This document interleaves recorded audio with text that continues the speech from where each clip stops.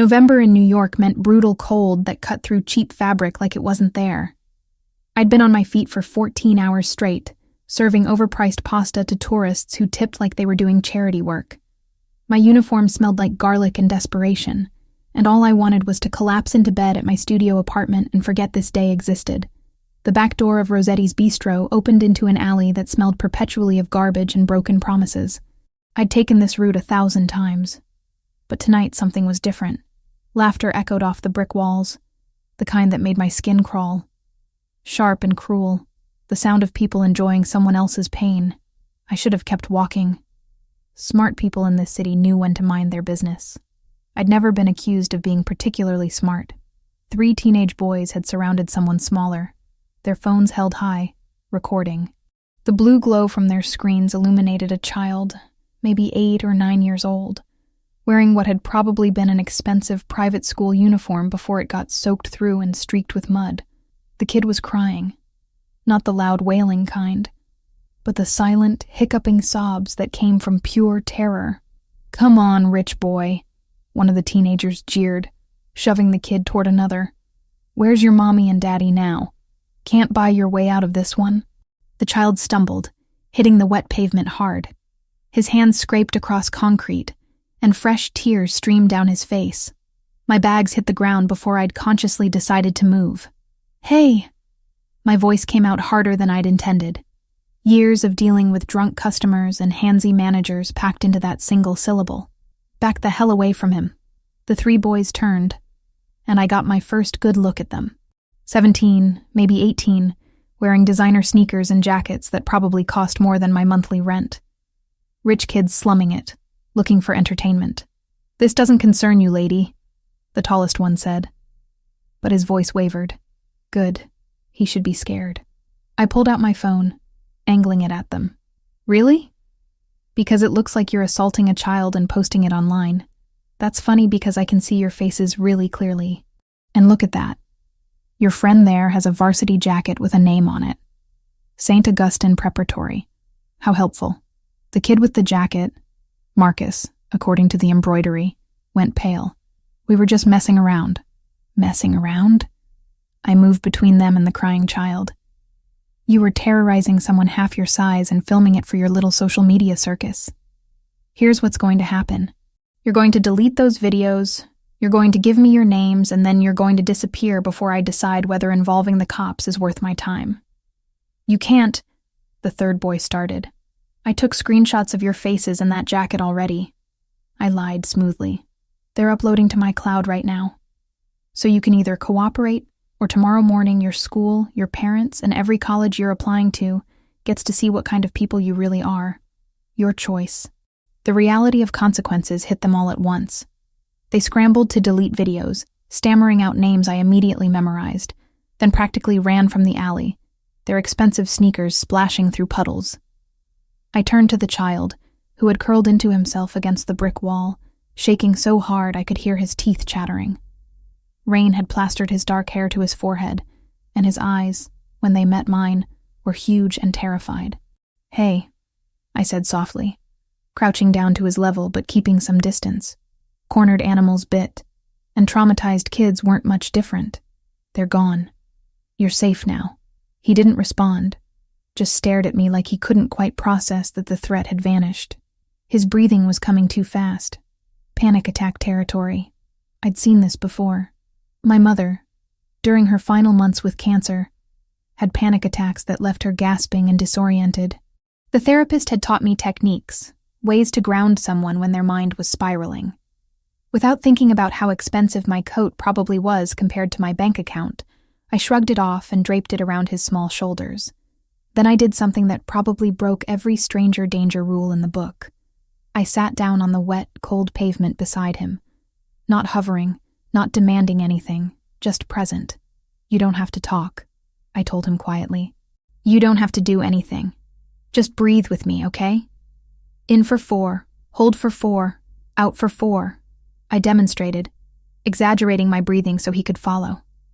He watched me, his chest still heaving. But slowly, incrementally, he began to match my rhythm. Minutes passed. The rain kept falling, soaking through my uniform, but I didn't move. I started humming, barely aware I was doing it until the melody registered. An old Italian lullaby my mother used to sing, before the cancer stole her voice. I'd hummed it to her in those final weeks when she couldn't sleep, when the pain was too much for words. The child's breathing steadied. His shaking began to subside.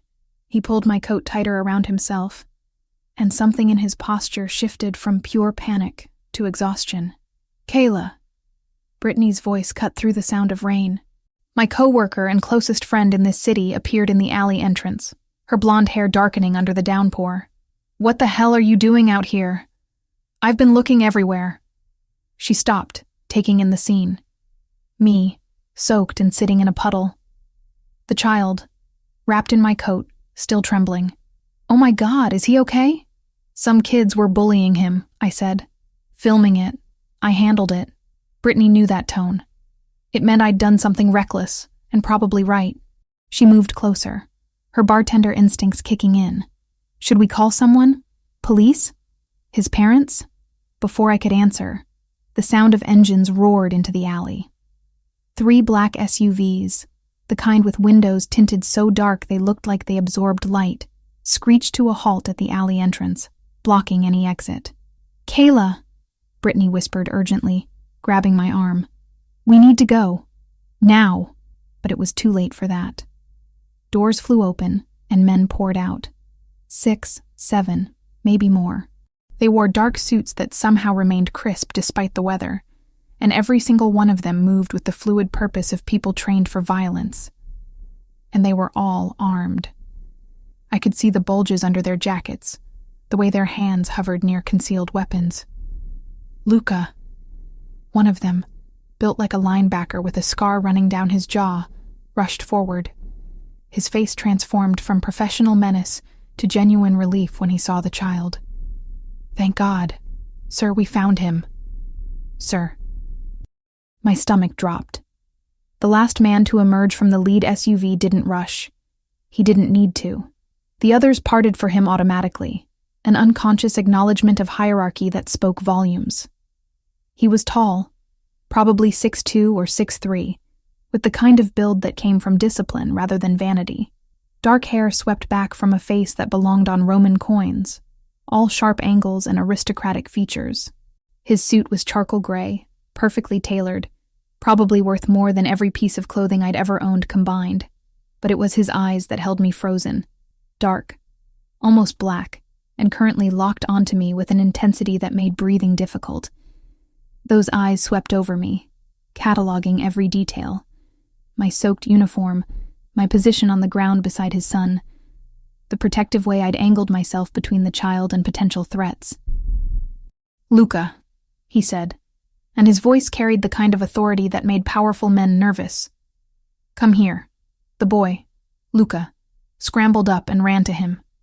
The man caught him, lifting him easily despite the mud and rain, holding him close in a way that softened every harsh line of his face.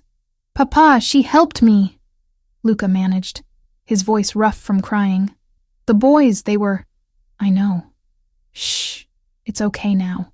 The man's hand cupped the back of Luca's head, protective and gentle. Then his gaze returned to me, and the gentleness evaporated. "Who are you?" I stood slowly, very aware of the armed men watching my every move. Brittany had gone rigid beside me, her hand still gripping my arm like a lifeline. "Nobody," I said. "Just someone who doesn't like seeing kids get hurt." "Nobody?" He repeated the word like he was tasting it, finding it wanting. "You intervened when multiple assailants were attacking my son. You stayed with him until we arrived. That's not nobody."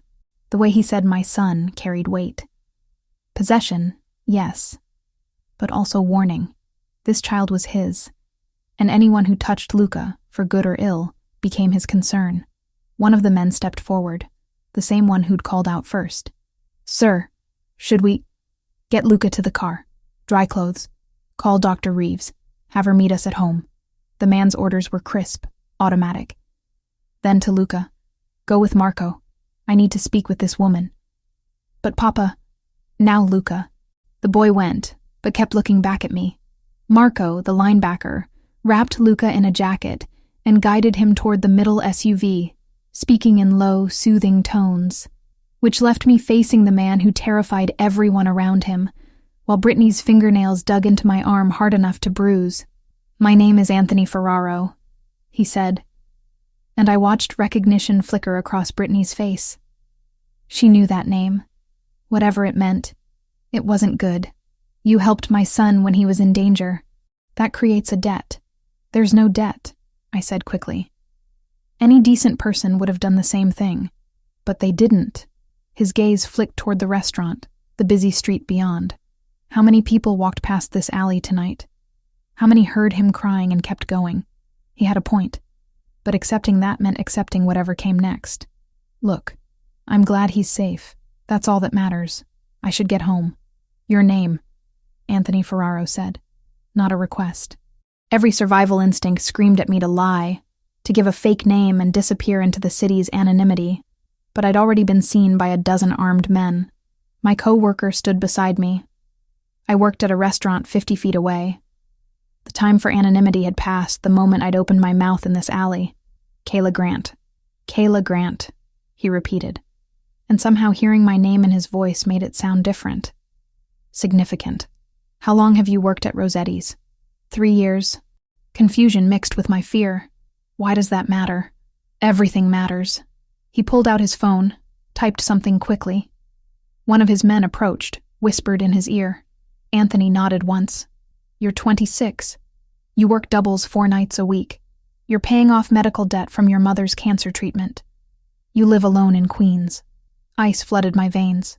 "How the hell do you know that?" "I make it my business to know about people who interact with my son.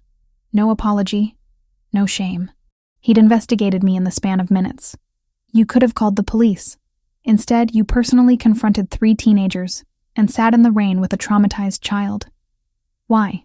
"Because he needed someone," I said, anger finally overriding fear. "And I'm not going to apologize for basic human decency." For the first time, his expression shifted. Not quite a smile, but something in his eyes warmed fractionally. "No apology necessary. As I said, you've created a debt.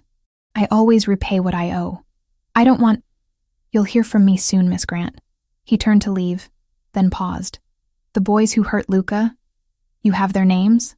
Red flags erupted in my mind. "I'm not giving you names so I can ensure they face appropriate consequences through legal channels," he interrupted smoothly. "I'm not a monster, despite what you're clearly thinking. But those boys need to learn that actions have repercussions." I hesitated, then rattled off the 3 names I'd memorized. If he could find out my entire life history in 5 minutes, he could track down 3 rich kids from St. Augustine Prep. Anthony Ferraro nodded, committed them to memory with the same efficiency I had. "Go home, Miss Grant. Get warm. And be careful walking alone at night. Not everyone in this city is as fortunate as Luca was tonight." Then he was gone, sliding into the lead SUV with fluid grace. The vehicles pulled away in perfect synchronization, leaving Brittany and me standing in the rain-soaked alley. "Kayla," Brittany breathed, her voice shaking. "Do you have any idea who that was?" "Anthony Ferraro," I repeated dumbly. "He seemed intense." "Intense? Jesus Christ, Kayla." She pulled me toward the restaurant's back entrance. "Anthony Ferraro runs half the organized crime in this city. The Ferraro family, She lowered her voice even though we were alone. "They're mafia. Real, actual mafia." The ground felt unsteady under my feet. It can. And you just saved his kid." Brittany's eyes were wide with a mixture of terror and awe, which means you're either the luckiest person alive or you just made the biggest mistake of your life. I looked down at my soaked uniform, my empty hands where my coat used to be, and thought about a little boy's terrified eyes finding relief in a stranger's face. "I'd do it again," I said quietly. "I know." Brittany squeezed my shoulder. "That's what scares me." We grabbed our things and left through the back, but I couldn't shake the feeling of being watched. Twice on my subway ride home, I caught glimpses of a dark sedan that might have been following. My apartment building's usual shadows felt heavier, populated with threats I couldn't see but knew were there.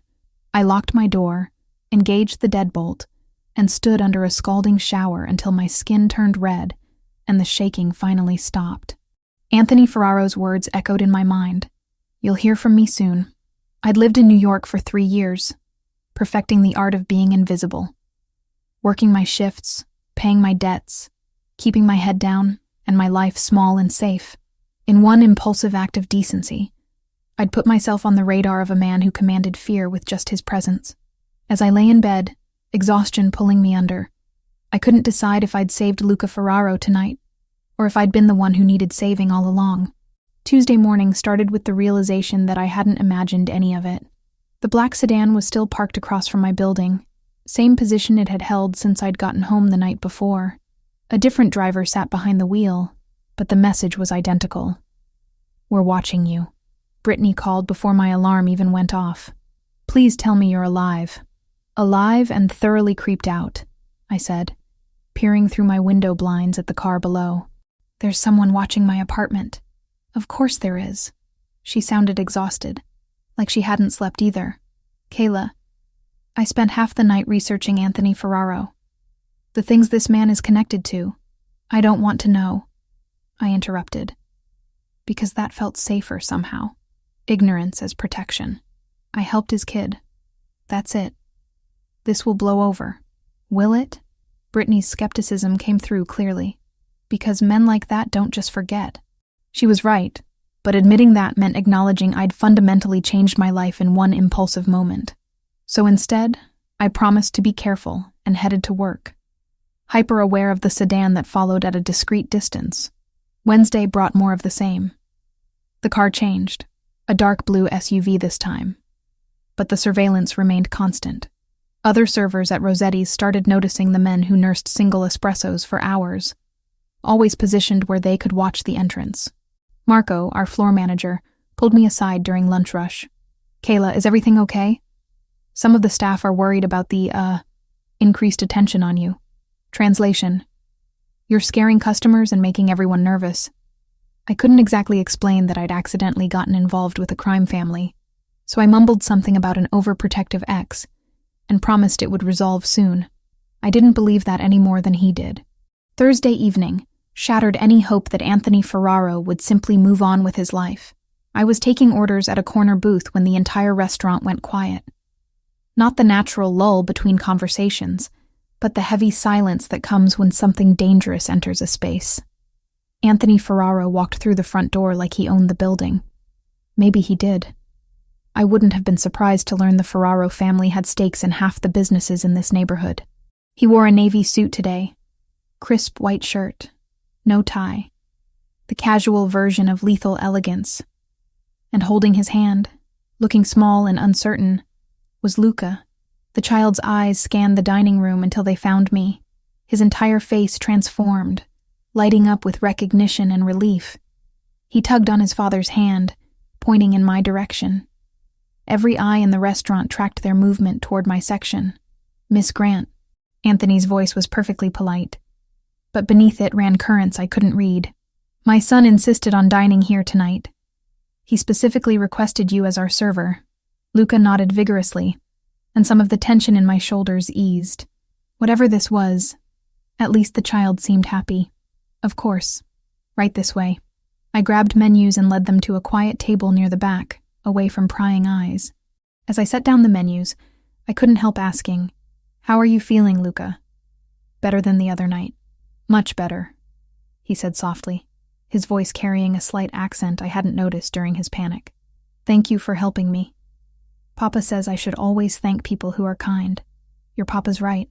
I smiled at him, then glanced at Anthony, who was watching this interaction with laser focus. "Can I start you with drinks?" "Water for both of us," Anthony said, "and perhaps a few minutes to look at the menu. Luca hasn't been here before. Take your time." I retreated to the server station, where Brittany immediately cornered me. "That's him. That's Anthony Ferraro." "Kayla, he's here for you." "He's here to have dinner with his son," I corrected, though my hands shook as I filled water glasses. "Right. And I'm sure it's pure coincidence he chose this restaurant." Brittany gripped my arm. "Be careful.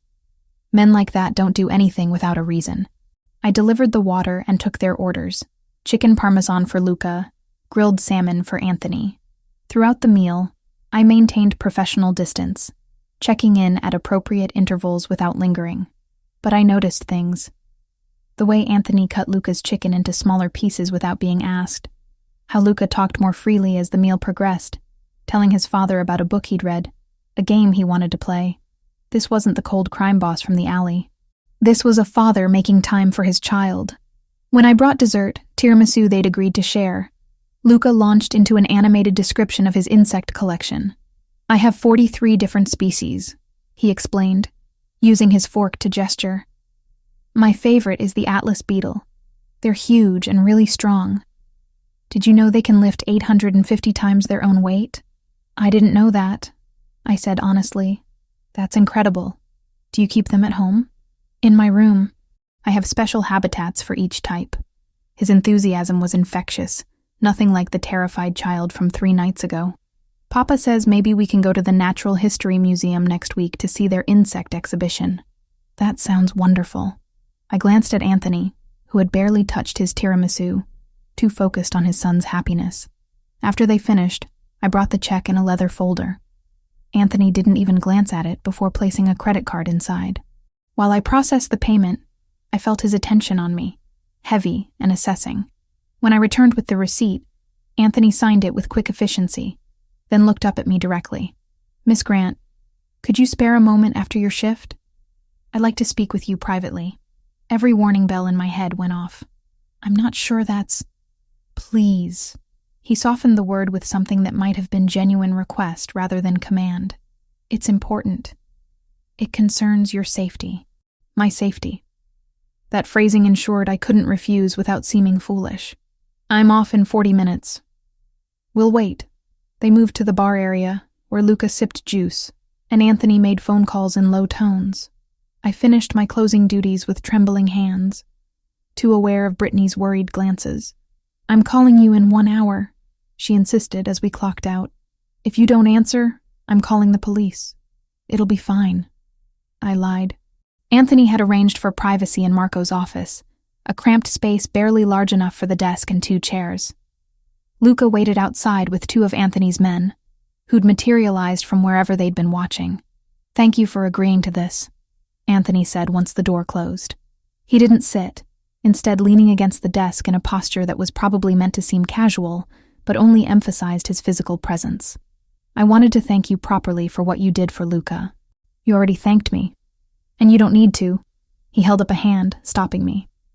From his jacket pocket, he produced an envelope. $50,000. A gesture of gratitude. The number stole my breath. "I can't accept that." "Why not?" "Because I didn't help Luca for money." Frustration edged into my voice. "I helped him because he needed someone. You don't pay people for basic human decency." Anthony studied me like I was a puzzle he couldn't solve. "Most people in your situation would take the money without hesitation. I'm not most people." "No," he agreed slowly. "You're not." He tucked the envelope back into his jacket. "Very well. Let me propose an alternative." Here it comes, I thought. Whatever he actually wants. Luca hasn't spoken to anyone outside our immediate family since his mother died 3 years ago, Anthony said quietly. "Not to teachers, therapists, or the various specialists I've hired. But tonight, he talked to you. About insects. About school. About things that matter to him." I remembered the child's animated face, so different from the terrified boy in the alley. "He seems like a sweet kid." "He is? And he's been lost since we buried his mother." Anthony's voice carried weight, grief that hadn't fully healed. "I'm offering you a job, Miss Grant. Legitimate employment as Luca's after-school tutor and companion. 4 afternoons per week, 3 hours each session. $7,000 per month." The amount made my head spin. That was more than I made working doubles 4 nights a week, enough to finally make real progress on the $70,000 in medical debt that haunted every financial decision I made. What would this job actually entail? I asked carefully. Spending time with Luca, taking him places, engaging his interests, providing the kind of normal childhood experiences he's been missing. "You wouldn't be responsible for academic tutoring. He has teachers for that. Just companionship, guidance, someone he feels safe with." It sounded too good to be true, which meant it probably was. And what's the catch? There's no catch. Mr. Ferraro. Anthony, he corrected. Anthony, I amended, the name feeling strange in my mouth. You're asking me to become involved in your son's life, which means becoming involved in yours. Given who you are, what you do, that's not a simple proposition. His expression didn't change, but I saw acknowledgement in his eyes. You've done your research. My friend did. She's very thorough when she's worried. Smart friend. He moved closer, not threatening, just closing the distance. I won't insult your intelligence by pretending I'm something I'm not. My business interests are complex and not always legal, but I keep that world separate from Luca. He lives in safety, surrounded by normal activities and appropriate boundaries. You would never be asked to participate in or witness anything connected to my other affairs. And if I say no, then you walk away, and I'll respect that decision. He paused. But I'm hoping you'll say yes. Not for the money, though I suspect you need it. For Luca. Because whatever you did in that alley connected with him in a way nothing else has for 3 years. I thought about my mother. Those final months when connection meant everything. When someone sitting beside her, present and patient, mattered more than any medicine. I thought about my mountain of debt, the exhaustion of constant work, the narrow life I'd carved out of necessity rather than choice. And I thought about a little boy who loved insects and needed someone to listen. I need to think about it, I said finally. This is a big decision. Of course. Take the time you need. Anthony pulled out a business card, plain white with just a phone number printed in black. Call this number when you've decided. Or if you need anything before then. I took the card, our fingers brushing briefly. Can I ask you something? You can ask.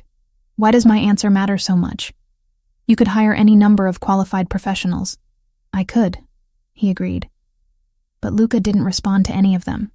He responded to you. And I've learned not to question what works when it comes to my son's well-being. That night, I sat in my tiny apartment with Brittany, the business card on the table between us like a loaded gun. $7,000 a month, she said for the 3rd time. Kayla, that's life-changing money. I know. You could pay off your mom's hospital debt in a year. Maybe less. I know. But you're still scared. Terrified, I admitted. Because accepting this means accepting everything that comes with it. The surveillance, the danger, the moral complexity of working for someone who runs a crime family, Brittany finished. Yeah, that's the part that should probably make you run in the opposite direction. Should, I echoed. But Luca is a sweet kid who deserves better than being used as emotional leverage. Her tone was gentle but firm. Anthony Ferraro might be a devoted father, but he's also a criminal who investigated you without permission and is using his son to manipulate you into his orbit. She wasn't wrong. Every logical part of my brain screamed that this was dangerous, foolish, a path toward complications I couldn't predict or control. But I kept seeing Luca's face when he talked about his beetles, the spark of life that had been missing in the alley. I'm going to say yes, I heard myself say. Not because of the money, or not just because of the money, but because that kid needs someone, and for whatever reason, I'm someone he trusts. Brittany sighed. I was afraid you'd say that. You think I'm making a mistake. I think you're making a choice with consequences we can't predict. She squeezed my hand. But I also know you, and you've never been able to walk away from someone who needs help. Just promise me you'll be careful. And if things get weird or dangerous, I'll leave, I promised. I'm not sacrificing my safety or ethics for any amount of money. On Sunday afternoon, I called the number on Anthony's card. He answered on the 2nd ring. Miss Grant, I'll do it, I said before I could second-guess myself. I'll work with Luca. But I have conditions. I'm listening. Total transparency about expectations. Clear boundaries around what I will and won't be exposed to. And I want everything in writing. Employment contract, terms, all of it legal and documented. Agreed. He didn't hesitate. Can you start Monday? That soon? Luca has been asking about you every day since dinner. The sooner you begin, the better. Something in his voice, a thread of vulnerability beneath the confidence, made my next question easier. He really hasn't talked to anyone else? Not like he talks to you. A pause. Thank you, Miss Grant, for giving him this chance. Monday afternoon, a car arrived at my apartment exactly at 2 p.m. Not one of the surveillance vehicles, but a sleek town car with a professional driver who introduced himself as James. The drive to the Ferraro residence took 40 minutes, moving from my neighborhood of crowded buildings and narrow streets into an area where trees lined the roads and houses hid behind gates. The Ferraro home wasn't the gaudy mansion I'd half expected. It was a large brownstone, elegant and understated, with flower boxes in the windows and a small garden visible from the street. Wealth that didn't need to announce itself. Luca met me at the door, practically vibrating with excitement. You came. Papa said you would, but I wasn't sure. I promised, didn't I? I smiled at his enthusiasm. So, are you going to show me this famous insect collection? His face lit up completely. Yes. Come on, it's in my room. I added 2 new specimens this week. He grabbed my hand and pulled me through a house that was beautifully decorated, but felt oddly empty despite its size. We passed a formal living room, a dining area, a study with walls of books. Everything pristine and perfect and somehow lonely. Luca's room was different. Here was life and chaos and personality. Posters of insects covered the walls, careful habitats lined shelves, books spilled from every surface. He showed me each specimen with reverence, explaining their characteristics, habitats, behaviors. I sat on his floor and listened, asking questions, letting him teach me. And somewhere in that first hour, something settled inside me. Maybe this was the right decision. Maybe I could actually help this child who'd lost so much. When Anthony came home 2 hours later, he found us building a fort out of couch cushions and blankets, Luca laughing as we debated the structural integrity of our design. Anthony stood in the doorway, and the expression on his face made me understand why he'd been so insistent about hiring me. It wasn't manipulation or leverage. It was hope. Pure and simple and desperately needed. Having fun? He asked, his voice softer than I'd heard before. Papa, look. We made a fortress with observation towers for beetle defense. Luca gestured proudly at our creation. It's very impressive. Anthony's eyes met mine over his son's head. Thank you, he mouthed silently. I nodded, accepting the gratitude and everything it implied. This was just the beginning, I knew. Whatever I'd stepped into would become more complicated, more entwined with Anthony Ferraro's dangerous world. But watching Luca's pure joy, seeing a father's relief, I couldn't bring myself to regret the decision. Not yet, anyway. 3 weeks passed in a rhythm I hadn't expected to find comforting. Monday, Tuesday, Thursday, and Friday afternoons belonged to Luca. And despite my initial nervousness about working for Anthony Ferraro, the actual job felt remarkably normal. We'd spend hours talking about beetles and spiders, building elaborate habitats, or reading books about entomology that Luca had accumulated in alarming quantities. But normal only stretched so far when armed men followed us everywhere. I want to take Luca to the Natural History Museum, I told Anthony one evening as he returned home early, something that was happening with increasing frequency. They have an insect exhibition he's been talking about nonstop. Anthony's jaw tightened. Public spaces are complicated. He's 8 years old. He needs experiences beyond this house. I kept my voice level, but firm. You hired me to give him normalcy. That means actually going places where normal kids go. He studied me for a long moment, and I could see the war playing out behind his eyes. Father versus crime boss, safety versus childhood, protection versus prison. Discreet security, he finally said. They'll maintain distance, but they'll be present, as long as Luca doesn't notice them. He won't. True to Anthony's word, when we visited the museum that Saturday, I spotted the security immediately. 2 men in casual clothes who never quite looked at the exhibits, always positioning themselves with clear sightlines. But Luca remained oblivious, too absorbed in displays of giant beetles and preserved butterfly collections to notice his shadows. We stood in front of an Atlas beetle specimen, Luca practically vibrating with excitement. Look at those horns. In the wild, males use them to fight for territory and mates. They can flip other beetles right over. They're impressive, I agreed, watching his face light up in a way that still felt miraculous after weeks of witnessing his transformation. Do you think you'd ever want to see them in their natural habitat? Southeast Asia, right? Papa says maybe when I'm older. His expression dimmed slightly.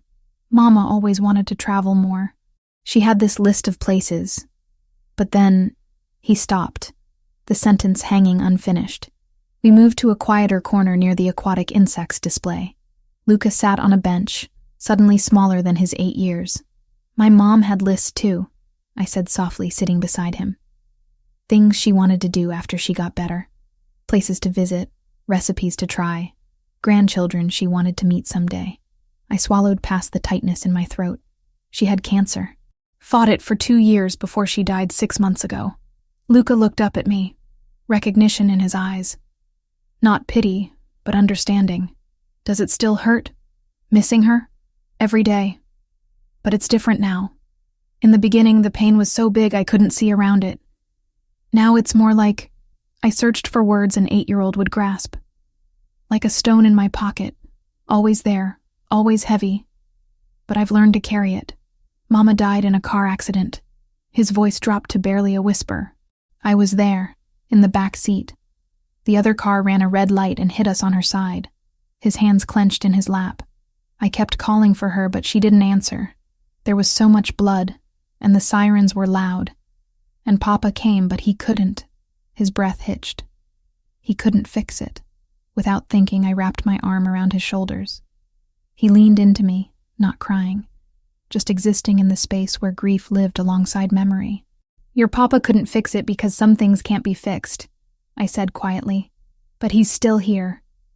And he loves you more than anything in the world. I know. Luca wiped his eyes with the back of his hand.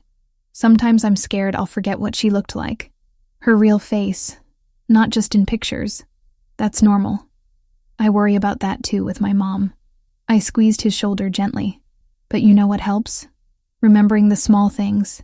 The way she laughed, or how she said your name, or what she smelled like. Those memories stick around longer than faces sometimes. We sat there for a while. 2 people carrying stones, finding unexpected comfort in shared weight. When I brought Luca home that afternoon, Anthony met us at the door. He took one look at his son's face, peaceful but tired, and his eyes found mine with a question. We had a good talk, I said simply, about important things. Later that week, Anthony started coming home earlier, not just in time for dinner but before, while Luca and I were still in the middle of our activities. He'd loosen his tie, shed his jacket, and join us on the floor where we'd be building or reading or playing elaborate games involving insect warfare. Those evenings shifted into dinner together. The 3 of us at the large dining table that suddenly felt less empty. Luca would dominate conversation, but afterward, while he watched television or played in his room, Anthony and I found ourselves talking. Real conversations, not the careful small talk of employer and employee. He asked about my mother, about the years of treatment, about what it felt like watching someone you love fade incrementally. I asked about his wife, about their marriage, about navigating single parenthood while running an empire built on shadows. Gianna was arranged, he admitted one evening over coffee. Our families had connections, mutual interests. We married when I was 24, and she was 22, both of us fulfilling obligations. That sounds transactional? He smiled without humor. It was, for about 6 months. Then I actually saw her. Not the role she played or the alliance she represented, but her. The way she laughed at terrible jokes, how she cried during sad movies, her stubborn insistence on learning to cook despite burning everything. His voice softened. We fell in love despite the arrangement. Maybe because of it. No pretense, no games. Just 2 people trapped in the same life deciding to make it bearable together. She sounds wonderful. She was. And I failed her. The words came out flat, heavy with old guilt. I should have protected her better. Should have had more security. Should have predicted the future. I interrupted gently. Should have known a driver would run a red light at that exact moment. Anthony, you can't control everything, no matter how much power you have. His dark eyes met mine, and something cracked in his expression. I've spent 3 years trying to accept that. Most days I still can't. I maintained my shifts at Rossetti's 3 evenings a week, needing the connection to life outside the Ferraro bubble. Brittany would corner me during breaks, demanding updates with the intensity of someone watching a friend walk a tightrope. "You're falling for him," she said one night, accusation and concern mixed in equal measure. "I'm not. Kayla. I've known you for 3 years. You get this look when you talk about him, about their dinners together, about the conversations." She gripped my arm. "He's a crime boss. A actual, literal criminal. You can't just forget that because he's a good father and has sad eyes. I know what he is." But even as I said it, I wondered if I really did. The Anthony I saw with Luca, the one who came home early just to spend time with his son, who listened when I talked about my mother, who looked at me sometimes like I was solving puzzles he didn't know existed, that Anthony didn't match the monster Brittany's research had painted. "Just be careful," she pleaded. "Please, because I don't think you can walk away from this without getting hurt." The art studio revelation came on a Thursday night, 3 weeks and 4 days after I'd started working for Anthony. Luca had fallen asleep early, exhausted from a day at the botanical gardens. I'd been gathering my things to leave when Anthony appeared in the hallway. "Can I show you something?" His voice carried an uncertainty I'd never heard before. I followed him upstairs to a locked door I'd passed dozens of times without questioning. He produced a key from his pocket, fingers trembling slightly as he unlocked it. The room beyond was flooded with late evening light from large windows. Canvases covered the walls and stood propped against every surface. Paintings in various stages of completion. Landscapes, portraits, abstract pieces bursting with color. Paints and brushes remained arranged on a work table, waiting for an artist who would never return. "This was Gianna's," Anthony said, his voice thick. "Her studio. I haven't let anyone in here since—" He stopped, composing himself. "Since the funeral."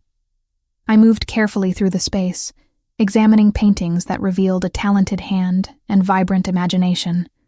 A portrait of young Luca, maybe 5 years old, caught my attention. The love in every brushstroke was palpable. She was gifted. She was everything. Anthony stood in the center of the room, looking lost. We met at an art gallery in Milan. She was there studying Renaissance techniques. I was there for a business meeting that happened to be held in the same building. She literally ran into me coming around a corner, spilled her coffee all over my suit. Despite the grief permeating the room, he smiled at the memory. The marriage was arranged 3 months later, but I'd already decided I wanted her. Spent those months figuring out how to make her want me back. He touched the edge of a canvas gently. She painted our entire courtship. Every date, every conversation, every moment that mattered. These walls are our history. I understood then what being invited here meant. This wasn't just a studio. It was a shrine, a testament, a place where grief lived in concentrated form. I should have protected her better, he said again, the guilt ever present. Should have known that car was stolen. Should have had better intelligence on threats in that area. Should have... Anthony. I moved closer, drawn by the rawness in his voice. You're not omnipotent. You're just a man who lost someone he loved. You're allowed to have failed at the impossible. His eyes found mine, and the vulnerability there made my chest ache. I don't know how to stop feeling responsible. Maybe you don't. Maybe that guilt becomes another stone you carry. And I thought of Luca on the museum bench, of my own grief still fresh and heavy. But you can't let it crush you. Luca needs you present, not drowning in what-ifs. We stood there, surrounded by a dead woman's dreams, and something shifted between us. Some acknowledgement that we'd both been touched by loss. Both carried weight we couldn't put down. My hand found his where it rested on a table edge. Just contact. Just connection. He didn't pull away. His fingers curled around mine, warm and solid and alive. Minutes passed. The light faded further, casting the studio in blue shadows. Our hands remained joined, that single point of contact somehow meaning more than words could convey. Kayla. My name and his voice sounded different. Careful. Weighted with things neither of us could say. I should go, I whispered, but didn't move. You should. He didn't move either. The tension stretched taut between us, awareness crackling in the quiet space. I became hyper-conscious of everything. His thumb tracing small circles on my hand, the way his breathing had changed. how close we were standing, the heat radiating from his body. This was dangerous, crossing lines that should remain firm, blurring boundaries that kept everything simple and professional. I pulled my hand back reluctantly. "Thank you for showing me this, for trusting me with it." Anthony nodded, the spell breaking. "Thank you for listening, for understanding." He stepped back, creating necessary distance. "I'll have James take you home." On the drive back to my apartment, I stared out the window and tried to process what had happened, the intimacy of that moment, the vulnerability we'd both shown, the connection that went far beyond employer and employee. Brittany's warnings echoed in my mind. I was getting too close, feeling too much, forgetting what Anthony Ferraro actually was beneath the grief and fatherhood. But as I lay in bed that night, unable to sleep, all I could think about was his hand in mine, and how right it had felt despite everything that made it wrong. The changes in Luca over the following weeks bordered on miraculous. He returned to school for the first time since his mother's death, initially nervous but growing more confident with each passing day. His teacher called Anthony after the first week, amazed at how engaged Luca had become during class discussions. He made his first friend, a quiet boy named Michael, who shared his passion for insects, and they spent recess trading facts about different species. Most remarkably, the nightmares stopped. Anthony mentioned it one evening as we cleaned up after dinner, his voice thick with emotion. He slept through the night, all night. That hasn't happened in 3 years. He's healing, I said simply. Kids are resilient when they feel safe. But as Luca flourished, I found myself stretched impossibly thin. Working with him 4 afternoons a week while maintaining 3 evening shifts at Rossetti's meant I barely slept, surviving on caffeine and determination. The exhaustion was catching up with me, showing in shadows under my eyes and the way my hands trembled when I poured coffee. Brittany cornered me during a particularly brutal Friday night rush. "You look like death. When was the last time you slept more than 5 hours?" "I'm fine." "You're not fine. You're working yourself into the ground." She grabbed my arm, forcing me to meet her eyes. "Kayla, you need to choose. The restaurant or the Ferraro family. You can't sustain both." She was right. I knew she was right. But leaving Rossetti's meant relying completely on Anthony for income, surrendering the independence I'd fought so hard to maintain. That Sunday, I made my decision. Anthony was in his study when I arrived, reading through documents that he smoothly turned face down when I knocked. "Kayla, is everything all right? You're not scheduled today. I need to talk to you about my schedule." I sat in the chair across from his desk, hands clasped to hide their shaking. "I'm going to leave my position at Rossetti's. The double schedule is becoming unsustainable, and Luca deserves better than someone who's half asleep during our time together." He studied me carefully. "This is a significant decision. You've worked there for 3 years. I know, but I can't do both anymore, not well." I took a breath. "Which brings me to my request. If I'm committing to this job full-time, I need the salary to reflect that reality, to cover what I'm losing from the restaurant and allow me to continue paying down my debts. What would you need?" I'd calculated the numbers a dozen times, trying to find a figure that was fair without being excessive. 10,000 a month. Anthony didn't hesitate. "Done. Just like that? Kayla, you've given my son his life back. You've done more in 6 weeks than specialists accomplished in 3 years. Whatever you need to continue doing that, it's yours." He pulled out a contract from his desk drawer, already prepared. I had my lawyer draw this up last week, anticipating this conversation. 10,000 monthly, health insurance included, all taxes properly documented, everything legal and above board. I took the document, scanning terms that were more than generous. "You knew I'd have to quit? I knew you couldn't maintain both indefinitely. And selfishly, I wanted you to choose us." His gaze held mine. "Was that wrong?" "No," I admitted. "It was practical." I signed the contract and felt something shift inside me. For the first time since my mother's diagnosis, since those crushing hospital bills had started accumulating, I could breathe. "Thank you. For this. For understanding. For..." My voice cracked. "For the first time in years, I don't feel like I'm drowning financially." Anthony came around the desk, taking my hands in his. "You shouldn't have had to carry that burden alone. I'm glad I can help lighten it now. The contact lingered longer than necessary, his thumbs brushing across my knuckles in a gesture that felt deliberate. We stood there, awareness crackling between us, before he released me and stepped back. Congratulations on your new position, Miss Grant. Thank you, Mr. Ferraro. Brittany insisted on throwing me a farewell dinner at my apartment the following Friday. She cooked pasta, opened wine, and spent the evening alternating between celebration and interrogation. So, you're all in now, she said, pouring us both another glass. Completely dependent on Anthony Ferraro for your livelihood. It's a legitimate job with a legitimate contract. That's not what I'm worried about. She settled onto my couch, fixing me with the look that meant she was about to say something I didn't want to hear. You're in love with him. I'm not. Kayla, I've known you for 3 years.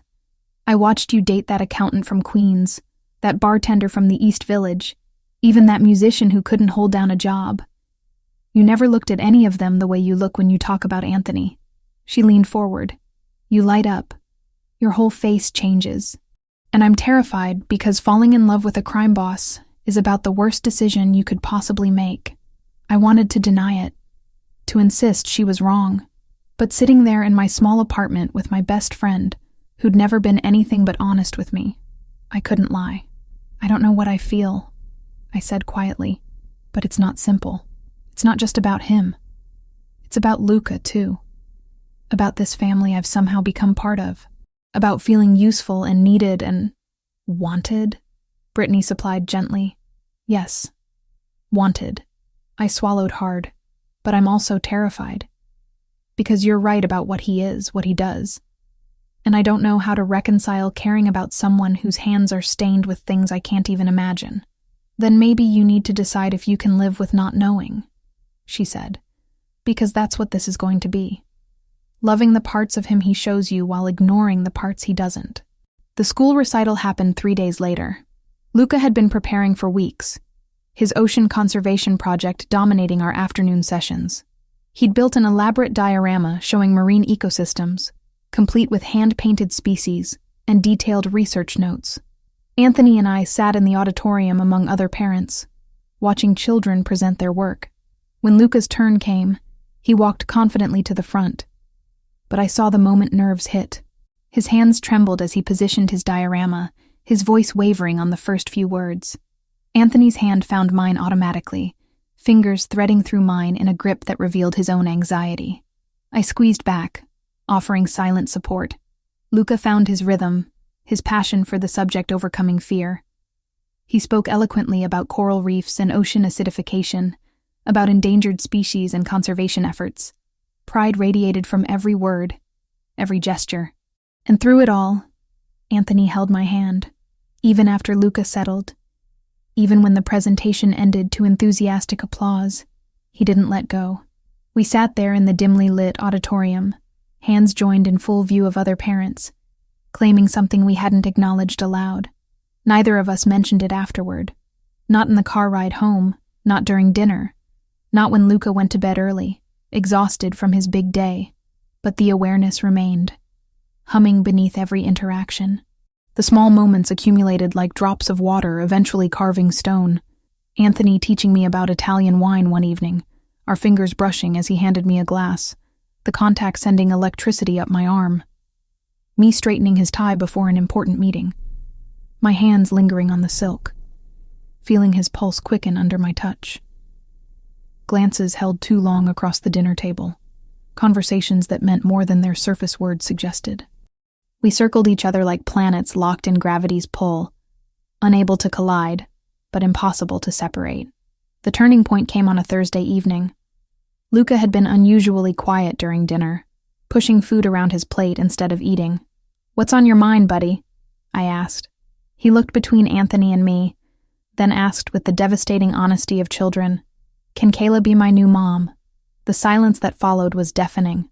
Anthony went completely still, his wine glass frozen halfway to his lips. I felt heat flood my face, mortification, and something else. Something dangerously close to hope. "Luca," Anthony started, but the boy interrupted. "I know she's not actually my mom. And I know Mama can't come back. But Kayla is here, and she cares about me. And she makes you happy too, Papa. I see it. His eyes, so much like his father's, held surprising maturity. I just want us to be a real family. It wasn't about paperwork or last names. It was a child asking if the adults in his life would finally choose him and mean it. Anthony set down his glass carefully. Come here, son. Luca climbed into his father's lap, and I watched Anthony gather his thoughts, choosing words with visible care. There are different kinds of families, Anthony said gently.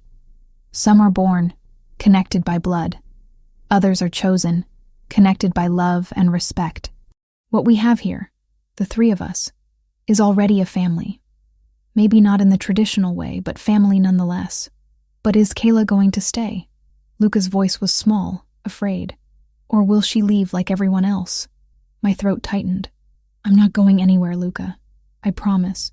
But what about when I'm older? What about when... He struggled with the concept. What about always? I looked at Anthony, finding his gaze already on me. The question hung between us, unspoken but deafening. What about always? How about we take things one day at a time? I suggested softly.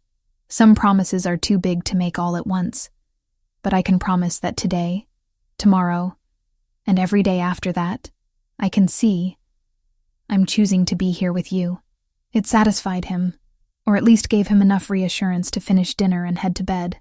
After he was asleep, Anthony found me in the garden, where I'd escaped to process the conversation's weight.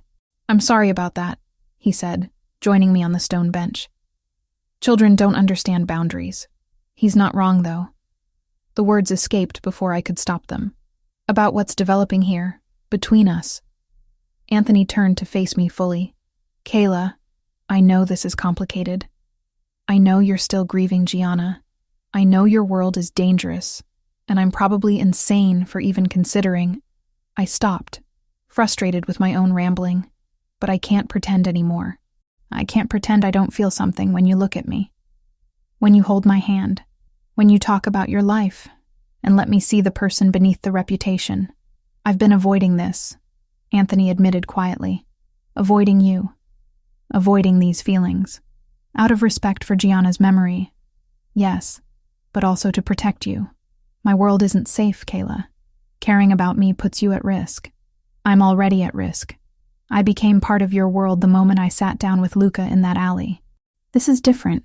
This is... He reached out, cupping my face with one hand. This is me admitting that I'm falling for you despite every reason I shouldn't.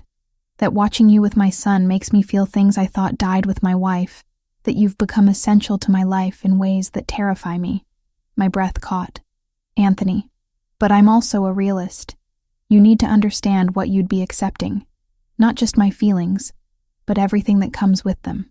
The danger, the moral compromises, the life I lead outside these walls. I know what you are, I said. I've known from the beginning. And I'm terrified of what that means. Of loving someone who does the things you do. But I'm more terrified of walking away from something real because it's complicated. His thumb traced my cheekbone, the touch reverent. You deserve better than me. Maybe. But I want you anyway. The kiss happened without conscious decision, our mouths meeting in the moonlit garden. It was gentle, tentative, nothing like the passionate embraces from movies. Just two broken people finding unexpected comfort and connection, testing boundaries, discovering possibility. When we pulled apart, Anthony rested his forehead against mine. This changes everything. I know. We can't go back to pretending. I don't want to. We sat there in the darkness, holding each other, and I understood that I'd just crossed a line that couldn't be uncrossed. Whatever came next, whether joy or heartbreak or something in between, I'd chosen this path with full awareness. 6 weeks passed in a careful dance of new boundaries and old cautions. Anthony and I navigated our evolving relationship with the delicacy of people handling something precious and potentially explosive.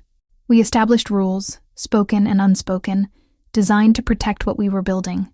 I need boundaries, I told him one evening after Luca had gone to bed. We sat in his study, the space that had become our haven for difficult conversations. Clear lines I won't cross. Tell me what you need. I don't want involvement in your business. Not the illegal parts, not the dangerous parts. I don't want to know details, don't want to witness anything that would make me complicit. I met his gaze directly. And if you ever cross a line I can't accept, if you hurt innocent people or do something that violates my core values, I reserve the right to leave. No matter how I feel about you. Anthony nodded slowly. Those are fair terms. I can keep that world separate from you. Can you? Really? I pressed. Because eventually, something will bleed through. That's the nature of what you do. Then I'll handle it when it happens. But I won't let you be exposed to violence or criminality. You have my word. For 6 weeks, he kept that promise. Life settled into a rhythm that felt almost normal. Mornings with Luca before school. Afternoons exploring museums or parks or simply reading in the garden. Evenings with Anthony joining us for dinner. The three of us talking and laughing like families do. Nights where Anthony and I would steal moments alone. Kisses in darkened hallways. Conversations that stretched into early morning hours. But normal was an illusion in Anthony Ferraro's world. And illusions always shatter eventually. The first crack appeared when I noticed Anthony's tension increasing. Phone calls at odd hours. Meetings that kept him away longer. Security that became more visible rather than discreet. He tried to hide it, but I'd learned to read the tightness around his eyes, the way his jaw clenched when problems pressed. "What's wrong?" I asked one night, finding him in his study long after midnight, staring at documents spread across his desk. "Business complications. Nothing for you to worry about. Anthony, I'm handling it, Kayla." His tone was sharper than usual, stress bleeding through his control. Then he softened, reaching for my hand. "I'm sorry. You're right to ask. There's territorial conflict escalating, rival interests pushing into areas that have been stable for years. It's manageable, but it requires attention. Dangerous attention? All attention in my world carries risk, but I've dealt with worse. I wanted to press, to demand more information, but our agreement echoed in my mind. Don't ask about the business. Don't cross that line." So I squeezed his hand and let it go, trusting him to keep his violent world separate from the life we were building. That trust proved misplaced. 3 days later, I arrived at the house to find Anthony in his study with 4 men I'd never seen before.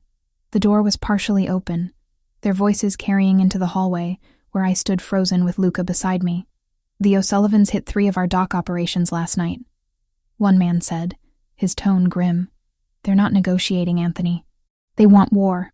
Then we give them war." Anthony's voice was cold, devoid of the warmth I'd come to associate with him. "Hit them back twice as hard. Their warehouse on the waterfront, their distribution center in Queens. I want them to understand that every action has consequences." "What about civilians?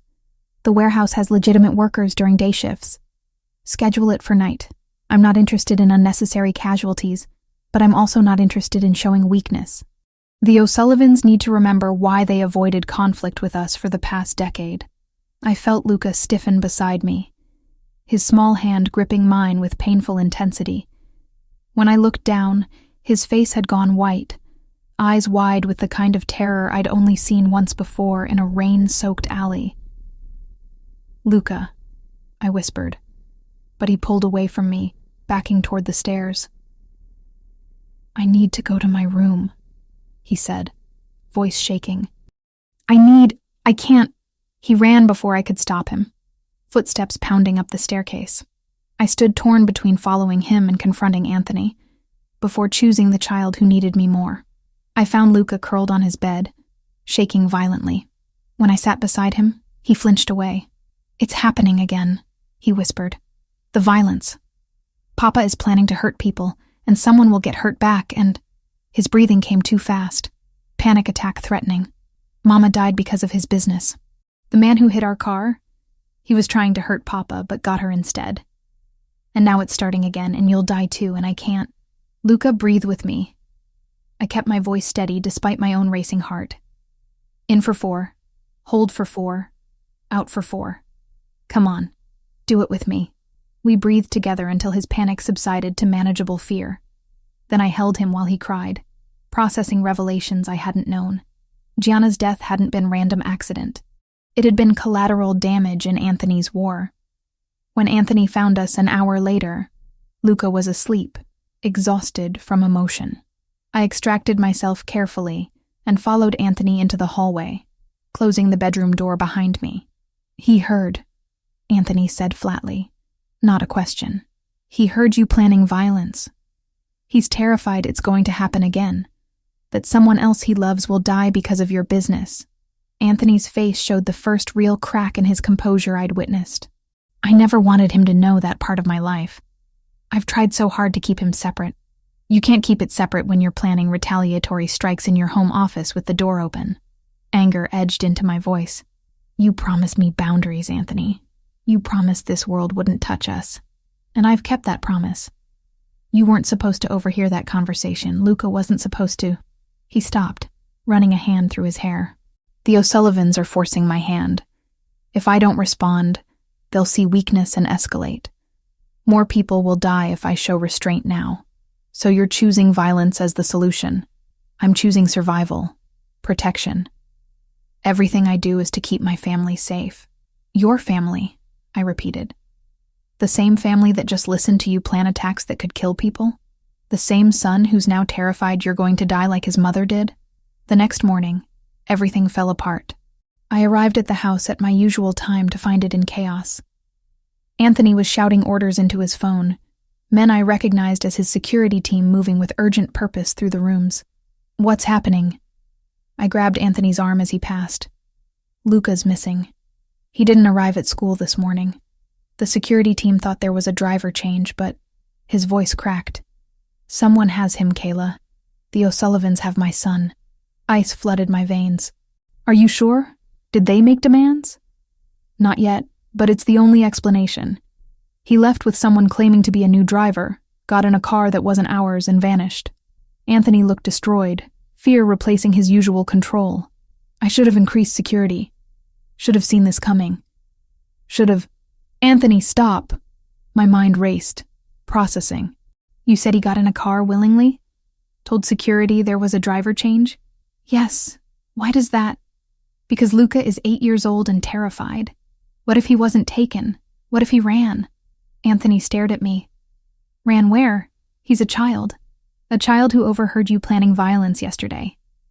A child who's convinced that violence killed his mother and will kill everyone else he loves." I grabbed my phone. "He wouldn't go home. He wouldn't go anywhere obvious. He'd go somewhere he feels safe. Somewhere connected to good memories rather than fear." "Where?" I closed my eyes, thinking through all our afternoons together, all the places that had made Luca light up. The public library, the main branch where we used to spend hours in the children's section. He loved it there, said it felt peaceful. That's 15 minutes from his school. You think he'd go there alone? I think he's your son, which means he's smart and resourceful when he's scared. And I think he deliberately fooled your security because he needed to escape." Anthony was already moving, shouting orders to mobilize teams to the library. "If you're wrong, I'm not wrong. I know him, Anthony. Trust me." The drive felt eternal despite taking less than 20 minutes. Anthony sat rigid beside me, making call after call, coordinating his people. When we arrived, he wanted to storm in with his entire security team, but I stopped him. "Let me go first. If he's there, he's scared and hiding. A dozen armed men will terrify him more. Kayla, trust me," I repeated. The library was busy with afternoon patrons, oblivious to the drama unfolding. I moved through the main floor to the children's section in the back, scanning between shelves and reading nooks. At first, I saw nothing. Then I noticed a small shoe visible beneath a table in the furthest corner, behind a display of picture books. "Luca," I kept my voice soft, non-threatening. "It's me. It's Kayla." A muffled sound, something between a sob and a gasp. I crouched down, peering under the table. Luca was there, knees pulled to his chest, face buried against his arms. He looked up at my voice, and the relief that flooded his features broke my heart. "I ran away," he whispered. "I tricked Marco. I told him Papa changed drivers and I got in a taxi and came here. I know I'm in trouble, but I couldn't. You're not in trouble. You're safe. And that's all that matters." I extended my hand. "But your Papa is very worried. Can you come out and talk to him? Is he mad? He's scared. There's a difference." Luca crawled out from under the table and threw himself into my arms. I held him tightly, feeling him tremble. I heard what he said yesterday.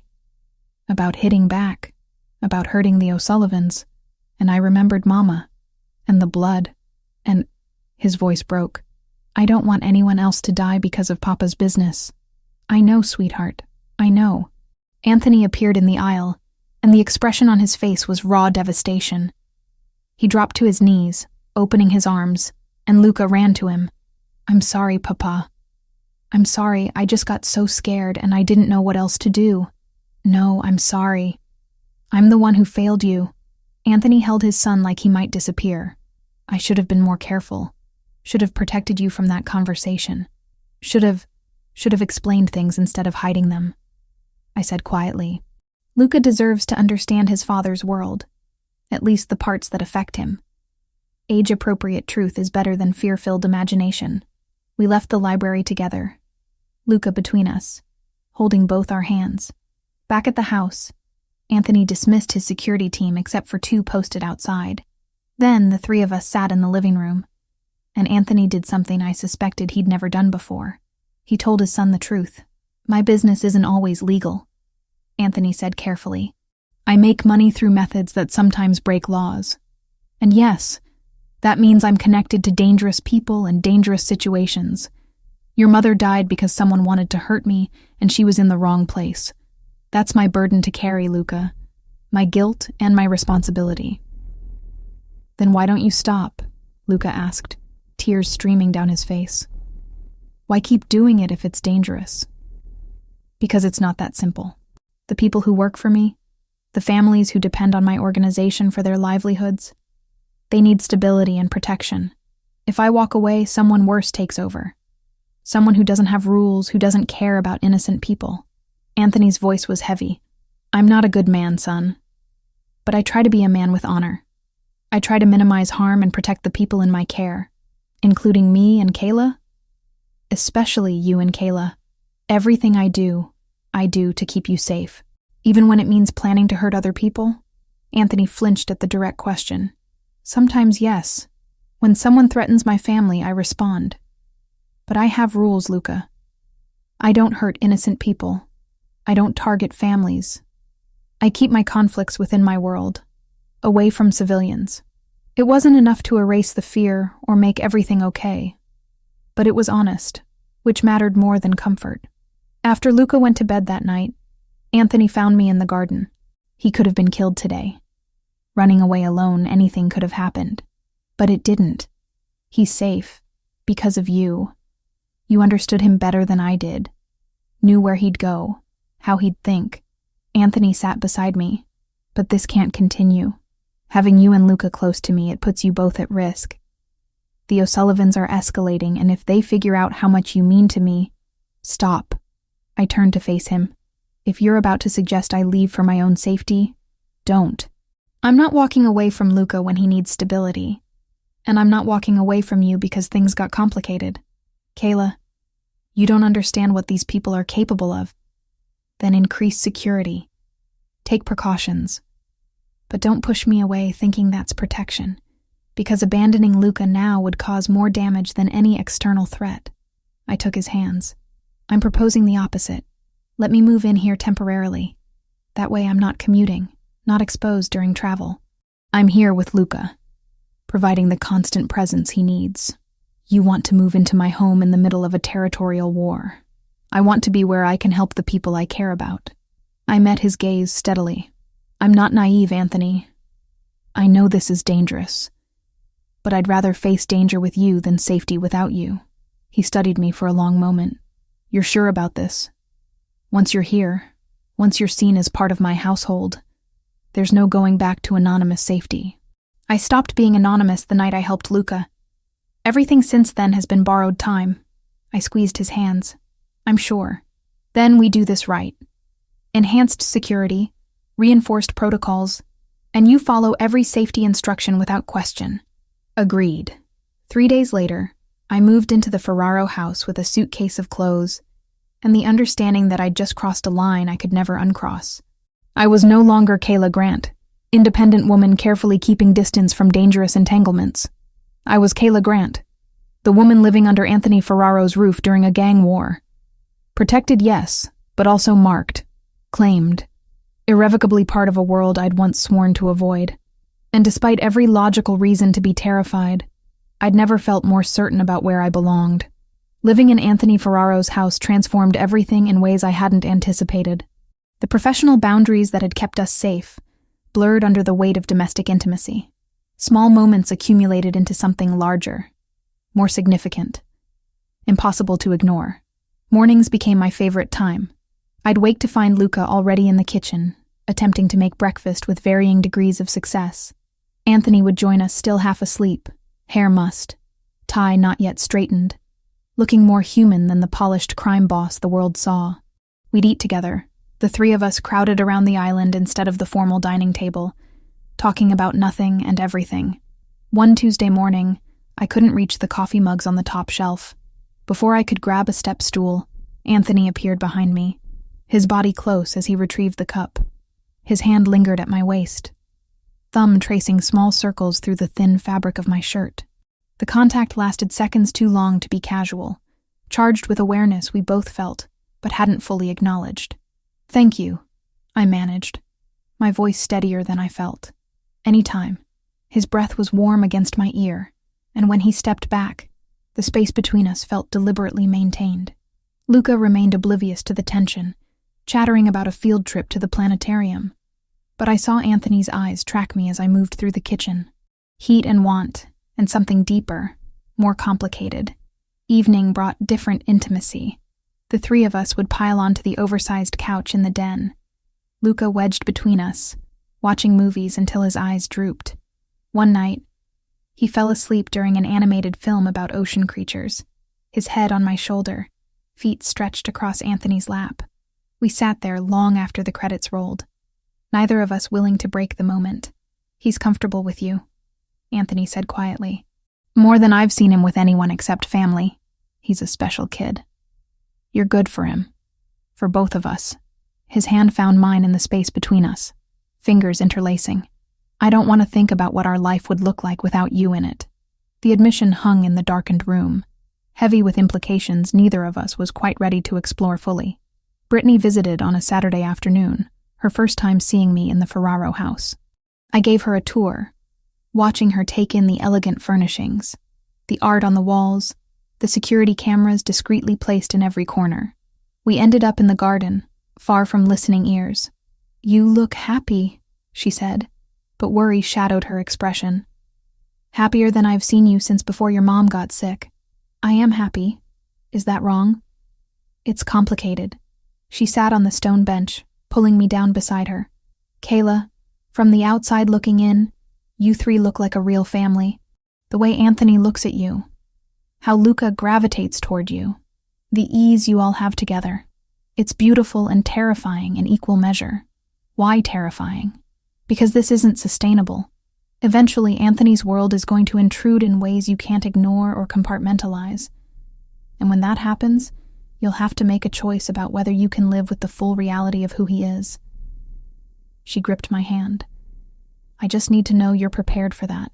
That you're not getting swept up in the fantasy of playing house with a dangerous man.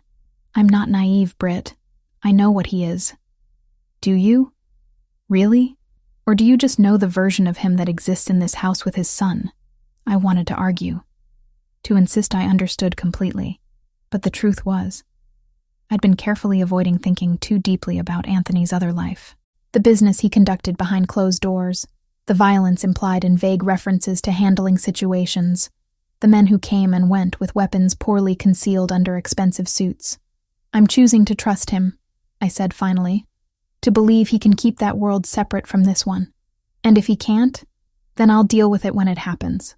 Brittany looked like she wanted to say more, but Luca appeared at the garden door, calling me to see something he'd found in his insect habitat.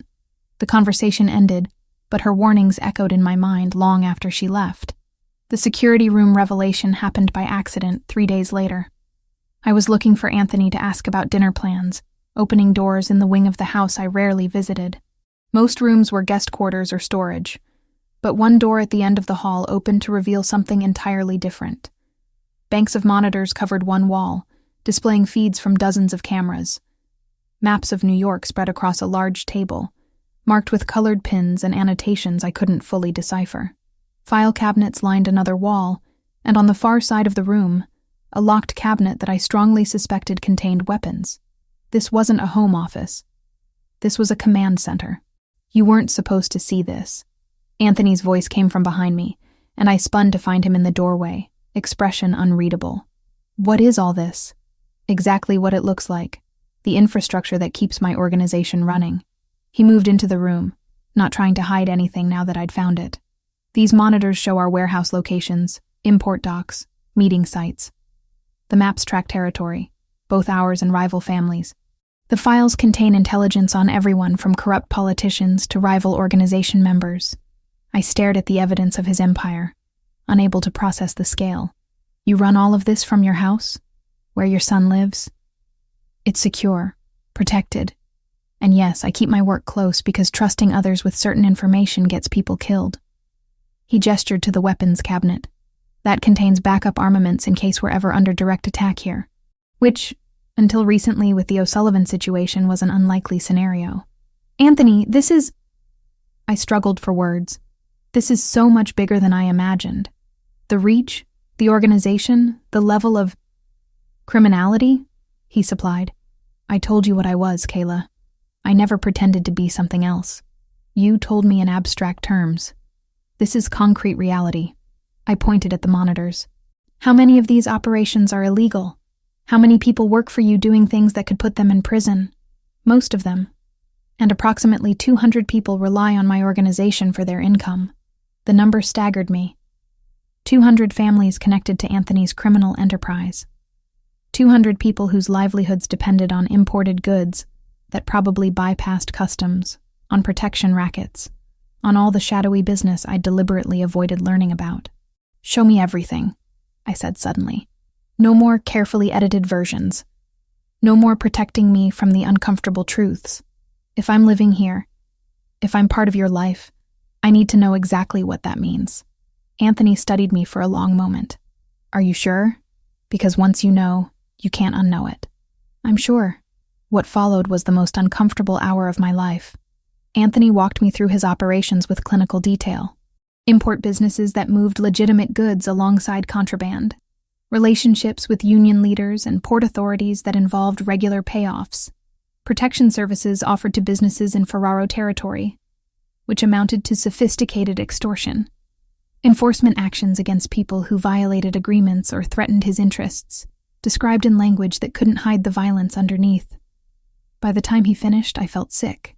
Not because any individual revelation was shocking. I'd known abstractly what crime families did, but because the scope and Anthony's matter-of-fact delivery made it real in a way research and imagination never had. You've ordered people hurt, I said flatly. People killed. Yes. How many? I don't keep count, Kayla. But yes, I've given orders that resulted in deaths. Rivals who threatened my family. Traitors within my organization. People who hurt innocents under my protection. His voice remained steady. I'm not asking you to approve or forgive. I'm just being honest about who I am. And the politicians? The police? You have people on payroll who are supposed to serve the public? I have relationships with officials who understand that certain arrangements benefit everyone. They look the other way on minor infractions. I ensure crime doesn't escalate in ways that make their jobs difficult. He leaned against the table. It's a system that's existed long before me and will exist long after. I didn't create it. I just learned to operate within it. I left the security room and went straight to my temporary bedroom, closing the door and pulling out my phone. Brittany answered on the first ring. I need to talk through something, I said without preamble. And I need you to be completely honest about what you think. For 2 days, I processed. I called Brittany multiple times, working through my feelings with someone who had no stake in the outcome. I avoided Anthony except when Luca needed us both present. Unable to look at him without seeing the maps and monitors and imagining the violence they represented. Luca noticed the tension. Are you and Papa fighting? He asked during one afternoon session. We're working through some complicated adult things, I told him honestly. But it's not about you, and we're going to figure it out. You're not leaving, are you? The fear in his voice broke something in me. This child had already lost his mother. He couldn't lose another person he'd come to depend on. "I'm not leaving," I promised. "I just need some time to think about what staying means." On the third night, I found Anthony in his study. He looked exhausted, dark circles under his eyes suggesting he'd slept as poorly as I had. "I've made a decision," I said, sitting across from him. He straightened, bracing himself. "I'm listening. I'm staying. Not because I approve of what you do, and not because I'm comfortable with the reality of your business, but because walking away would hurt Luca, and because—" I took a breath. "Because despite everything, I care about you, maybe even love you, though that terrifies me." Relief flooded his features. "Kayla, but I have conditions. Non-negotiable lines that if you cross, I'm gone regardless of how I feel." I held his gaze. "Violence against innocent people is unacceptable. If you target civilians, hurt families, cause collateral damage to people outside your world, I can't be part of your life. And if you ever put Luca at risk through your business decisions, we're done. Those are terms I can live with," Anthony said quietly. "Those are principles I already follow, actually. My business operates within our world, against people who chose this life. I don't target innocents." "Then we have an understanding." He came around the desk, pulling me to my feet and into his arms. "I don't deserve you. Probably not. But you have me anyway." I wrapped my arms around him, feeling the tension drain from his body. "Just don't make me regret this." "I won't, I swear." We stood there holding each other, and I felt something settle inside me. Not peace exactly. This would never be simple or easy, but acceptance. I was choosing this life, this man, with full awareness of what it meant. Weeks ago, I'd already chosen to step into his orbit for Luca's sake. Standing in that dim office, I chose Anthony himself, and everything that came with him, with my eyes wide open. The kiss that followed was different from our first tentative exploration in the garden. This was claiming, acknowledging, accepting. His hands cupped my face like I was precious, and when we finally pulled apart, his forehead rested against mine. "I love you," he whispered. "I know I shouldn't. Know it makes you a target, but I love you. I love you too. God help us both." The explosion that shattered the windows came 3 hours later. One moment I was in my room preparing for bed. The next I was thrown to the floor by the concussive force of something detonating outside. Alarms screamed through the house, and I heard shouting, gunfire, chaos. Anthony burst through my door, blood streaming from a cut on his forehead. "Get to Luca's room. Now." We ran together, finding Luca already awake and terrified, standing in his pajamas staring at the door. Anthony scooped him up and pushed us toward the closet. "There's a door in the back," he said, pulling aside hanging clothes to reveal a reinforced panel. He pressed his thumb to a scanner, and it slid open, revealing a small room beyond. "Panic room. Get inside." "What about you?" "I need to coordinate defense. You'll be safe here." He kissed me hard and fast. "Don't open this door for anyone except me. It's biometric, locked to my prints and voice only." More gunfire erupted downstairs. Closer now. Anthony shoved us inside, and the door sealed behind us with a definitive click. The panic room was small but well-equipped. Reinforced walls, its own air supply, monitors showing feeds from throughout the house. Food, water, medical supplies, and yes, weapons in a locked case. Luca clung to me, shaking. The O'Sullivans? Probably. I held him close, watching the monitors. On the screens, I saw Anthony's men engaging with armed intruders. The fight brutal and efficient. Bodies fell on both sides. "This is my fault," Luca whispered. "I ran away, and now they know we're vulnerable and— No, this is not your fault. This is what happens in your father's world sometimes." I turned his face toward mine. "But we're safe. Your dad made sure of that." Hours passed.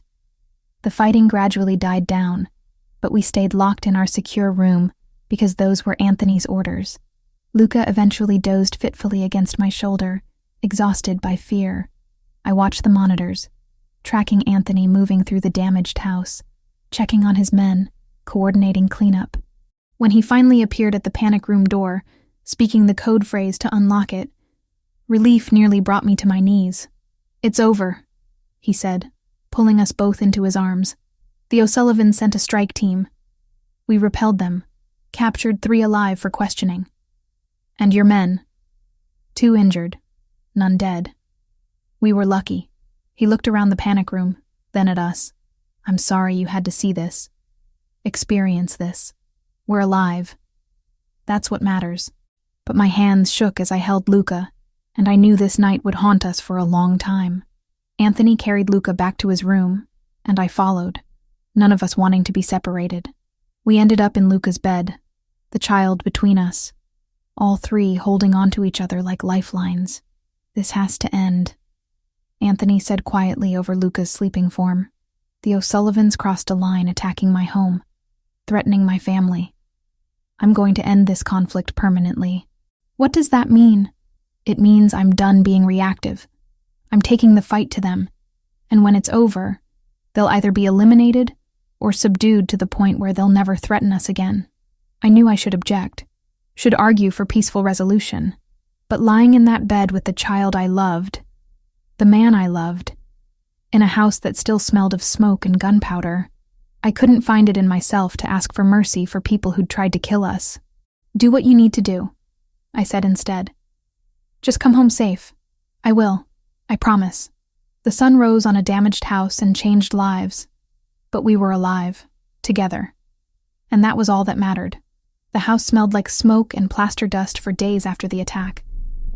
Workers arrived to repair windows and walls, moving through rooms with efficient silence while armed guards watched from every corner.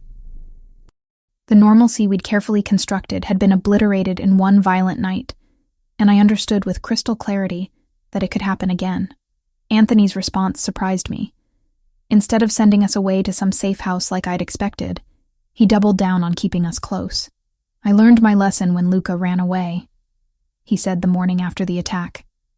Both of us exhausted and operating on coffee and adrenaline. Separating this family causes more damage than keeping us together with proper protection.